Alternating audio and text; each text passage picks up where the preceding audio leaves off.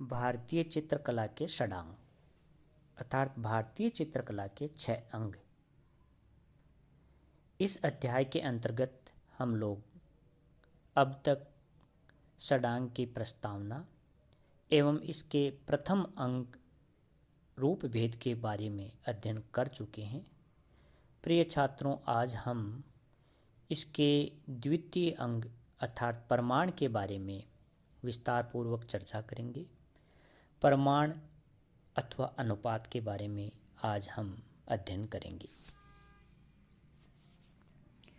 जैसा कि मैंने आपको बताया कि कामसूत्र में यह श्लोक वर्णित है, रूप भेदा प्रमाणानि भाव लावण्य योजनम सादृश्य वर्णिका भंग इति चित्र षडकम। इस प्रकार चित्रकला के ये 6 अंग होते हैं जिनके बारे में हम चर्चा कर चुके हैं। प्रमाण का अर्थ होता है अनुपात, नाप, मात्रा। जिस प्रकार तालहीन संगीत रस का बोध नहीं कराता, उसी प्रकार प्रमाणहीन चित्र से भी रस की उत्पत्ति नहीं होती है। प्रमाण वह नियम है जिसके द्वारा हम प्रत्येक वस्तु की यथार्थता प्रमाणित कर सकते हैं। यह चित्र का वह अंग है जिसके द्वारा हम किसी चित्र में लंबाई, चौड़ाई आदि दिखाते हैं। अतः प्रत्येक कलाकार में पर्याप्त प्रमाण शक्ति का होना आवश्यक है, तभी वह अपनी रचना में इस नियम का पालन करने में समर्थ होगा। किसी भी चित्र को बनाते समय हमारे मन में प्रश्न आता है कि हम बना रहे आकार को चित्र में कितना बड़ा अथवा छोटा बनाए। लंबाई चौड़ाई का यह नाप ही अनुपात कहलाता है।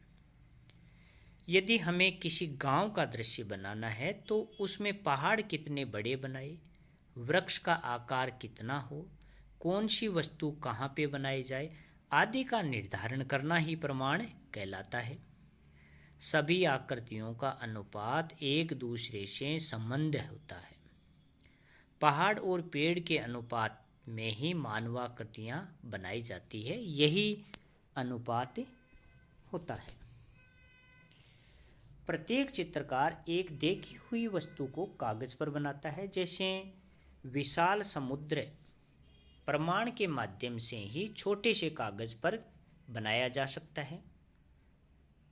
अतः प्रमाण वह शक्ति है जो बड़े से बड़ी तथा छोटे से छोटी वस्तु को भी सरलता से नाप लेती है।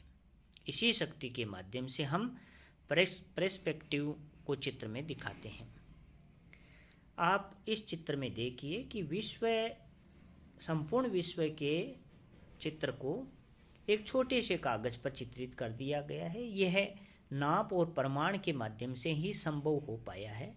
अर्थात संपूर्ण विश्व को एक छोटे से कागज पर दर्शा देना यह प्रमाण का ही उदाहरण है।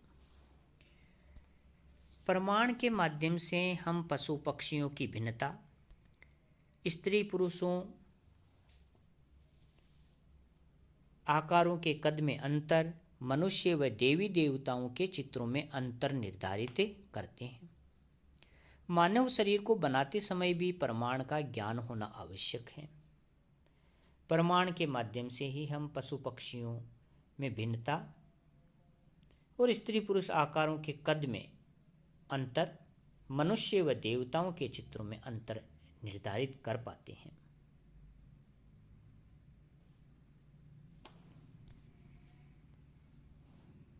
हमारी हथेली को अगर हम अपने मुंह पर ठोड़ी से बाल और मस्तक को मिलाने वाली रेखा पर रखें तो हमें ज्ञात होगा कि हमारा मुख और हथेली का प्रमाण एक ही है।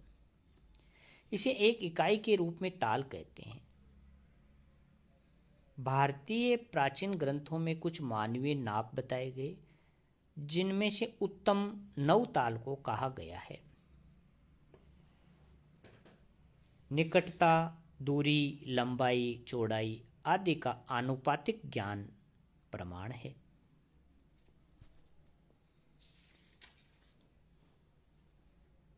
भारतीय ग्रंथों में प्रमाण के लिए मानव शरीर के अनुपात का वर्णन स्थान स्थान पर देखने को मिलता है, जहाँ प्रमाण का तात्पर्य प्रत्येक अंग का नाप उसके कद तथा आदर्श के अनुसार हो तथा अंगों में समान विभक्तता हो।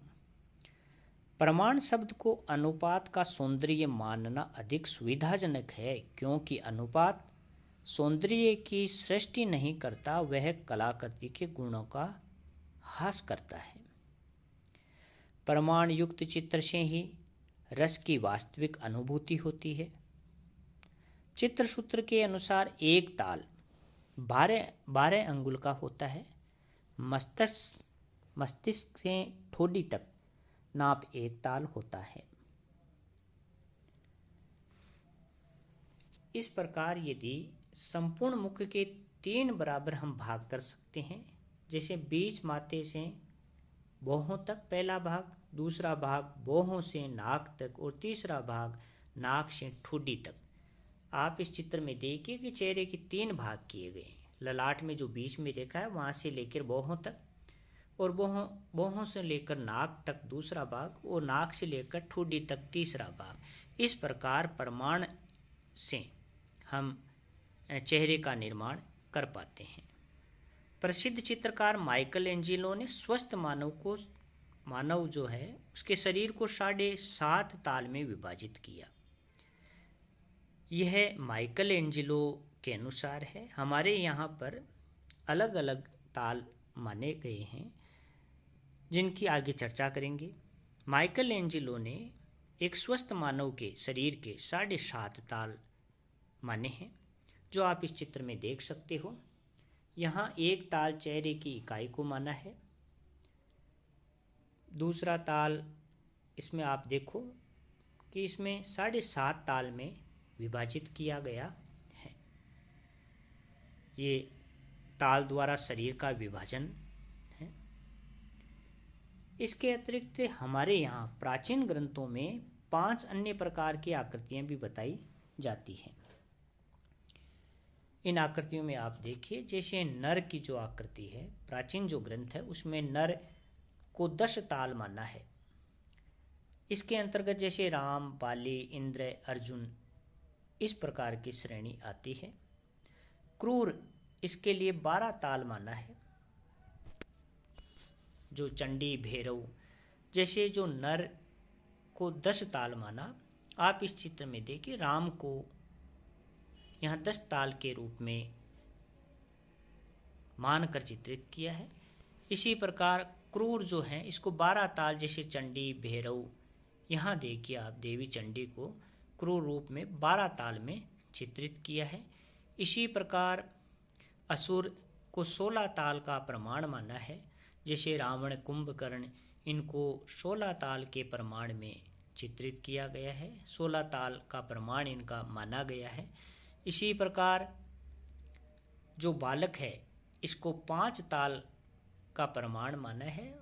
जैसे बालक आकृतियाँ आप इस चित्र में देखिए, बालक को 5 ताल का प्रमाण माना है। इसी प्रकार जो भारतीय ग्रंथ हैं उनमें अंतिम कुमार, जिसको 6 ताल का माना है, उसका प्रमाण 6 ताल माना है। कौमारी अवस्था से संबंधित आकृतियाँ जैसे आप इस चित्र में देखिए कि इसमें 6 ताल इसको माना गया है। इस प्रकार ये भारतीय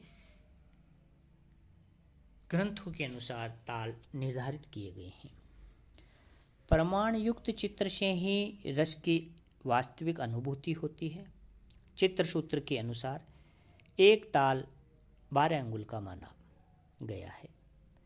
दैनिक जीवन में हम अपनी अनुमान की शक्ति द्वारा दूरी, लंबाई, चौड़ाई का माप करते हैं।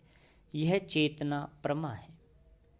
चित्र भूमि पर कहीं कोई रेखा खींचने से प्रारंभ करके चित्र के पूर्ण होने तक किसी स्थान विशेष पर ही कोई ब्रश का आघात लगाने के लिए जो बाध्य करती है, वही शक्ति प्रमा होती है। अनुभव, अभ्यास तथा प्रकृति प्रदत्त प्रतिभा तीनों से सम्मिलित ज्ञान से प्रमाण की शक्ति का विकास होता है। प्रमाण को संबद्धता का सिद्धांत भी कहा जाता है।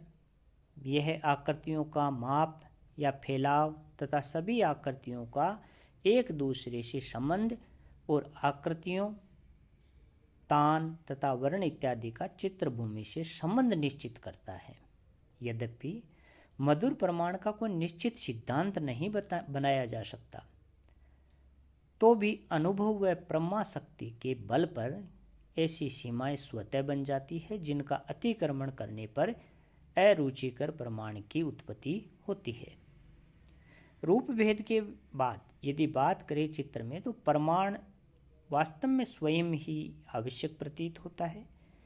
रूप की प्रमाणहीनता की स्थिति में वह चित्र आकर्षक और सौंदर्यजन्य नहीं लगता है, इसलिए प्रमाण के द्वारा आकर्षक व सौंदर्यपूर्ण बनाया जा सकता है।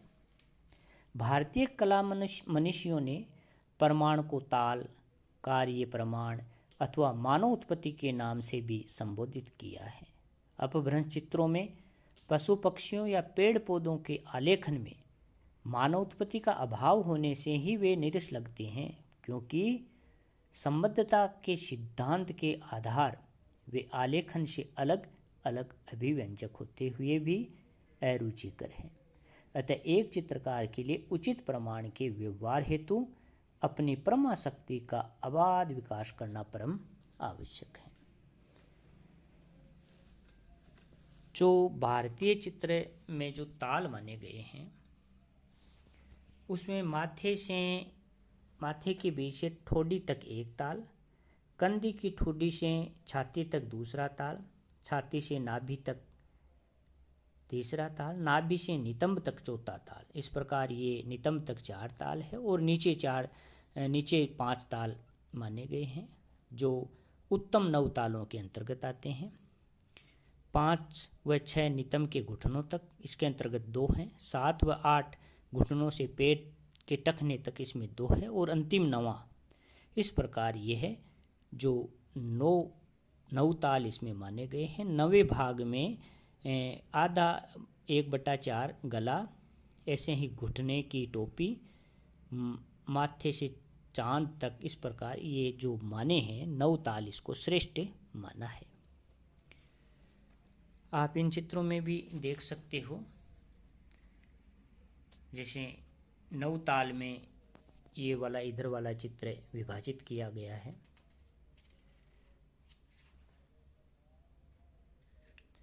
इस प्रकार आज का हमारा टॉपिक है प्रमाण, जो भारतीय चित्रकला के 6 अंगों में महत्वपूर्ण स्थान रखता है। प्रमाण के द्वारा ही चित्रकार अपने चित्रों में प्रत्येक वस्तु को, रंग को प्रमाण युक्त या अनुपात या मात्रा में रखकर उस चित्र को आकर्षक बना पाता है। धन्यवाद।